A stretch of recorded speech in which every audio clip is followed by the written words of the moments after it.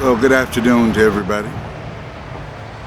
This is a show that is about the thoughts and the things that Alderman Jones wants the people to know.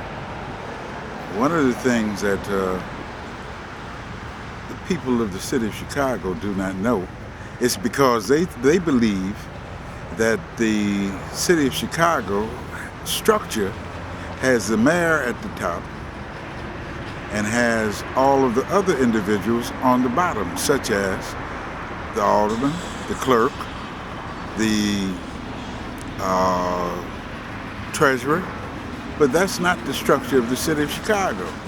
The structure of the city of Chicago has the mayor. Right next to the mayor is the clerk, the city council, and the treasurer. And the only person above any of those people are the voters. But most people think in the city of Chicago that it's the mayor, and underneath the mayor is the clerk, the treasurer, and the alderman. So therefore, when an individual is holding any of those positions, the only person people that they are responsible to is one group, and that's the voters in their particular city or in their particular ward.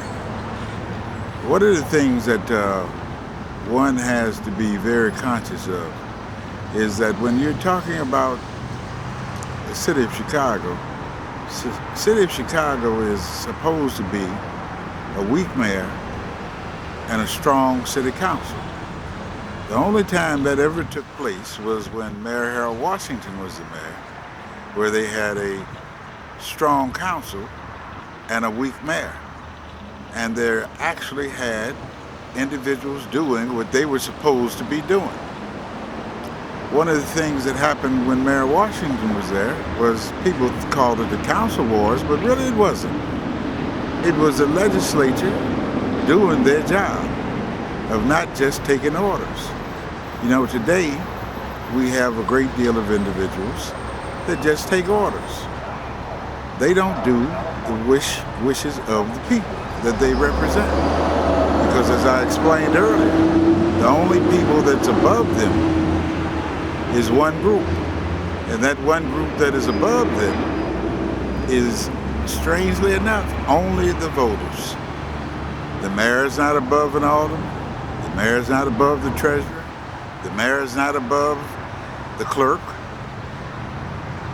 Only the voters are above any of those different offices that I just named. But because we don't have community meetings, you know, they talk in terms of corruption and things of that sort. But when you could eliminate corruptions by having in each community to have a committee for each one of the committees in each ward that exist in the city council, so that if there's something that has to be passed, if it's economic development, in that particular ward, you have a committee of citizens, and they meet with the individuals, and afterwards they tell the alderman what they need done. In the city of Chicago, they have commissions, and those commissions do exactly what I just said in reference to the mayor. They have the Economic Development Committee, for example. They have the Planning Commission.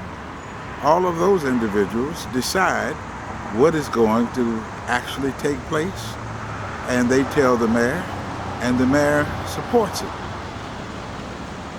One of the things that, if you had committees like I just said, which I used to have when I was an alderman, I had an Economic Development Committee, I had an Employment Committee, I had a Police and Fire Committee, and those committees met with business folks.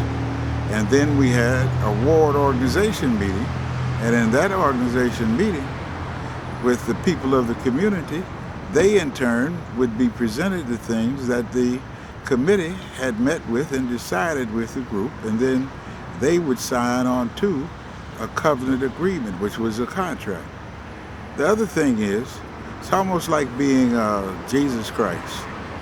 Jesus Christ, nothing ever happened to him until he did one thing. And that was when he went and he bothered the money changers. When he bothered the money changers, they decided it was time to crucify him. So it goes with elected officials. See, in my ward, since it was predominantly black, one of the things that you had to do if you were going to build something, you had to place all of the money into an African American bank. I use those phrases because most people understand those, but I happen not to be an African American because I'm a Moorish American, because that's my nationality. Then we also realized that putting the money in those banks, I understood that the Federal Reserve Bank, for example, says whatever amount of money you put in a bank, you can loan $5. And that $5 times the amount of money you put in there, then you charge interest on the money that you loan out. If every single alderman in the city council would do what I was doing, then you would have individuals that would be able to do one thing. They could give a line of credit to contractors. I made sure that 40% of all the contracts went to blacks, which all of the aldermen down there now should be doing, not less than that. There's a city ordinance called 292-330. 293-330 says, any project in the city of Chicago that is supported in whole or in part by federal funds must have a minimum of 25% minority participation.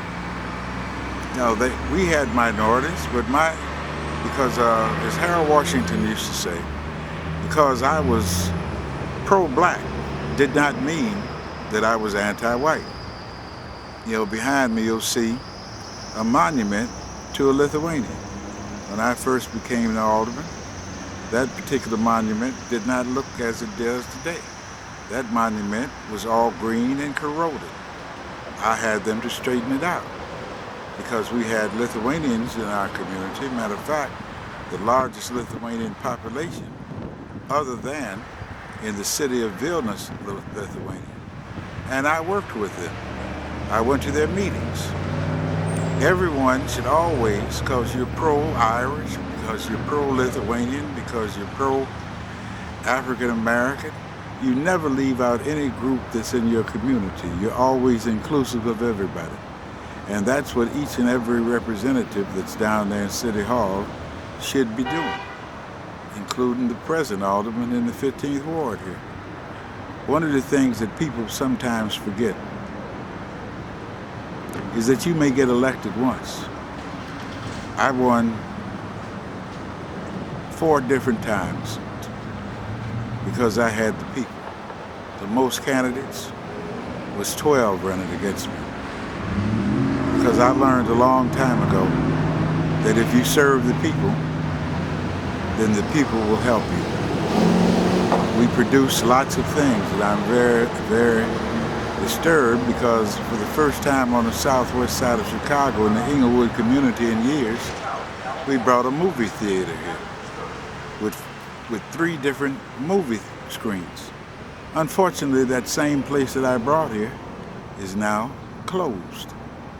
Now, there's something wrong with that because everything was starting to look up. This particular area, for example, is the gateway to Midway Airport. And being the gateway to Midway Airport, we have to be sure of one thing. Individuals will want to come back and move into this particular area because of its proximity to Midway Airport, which many people thought was going to be gone. However, it was not gone. It began to expand. And from my knowledge, it's going to expand some more because it's going to expand toward Burbank and going to be larger. So therefore, we have to think about reinvestment in this particular southwest side area.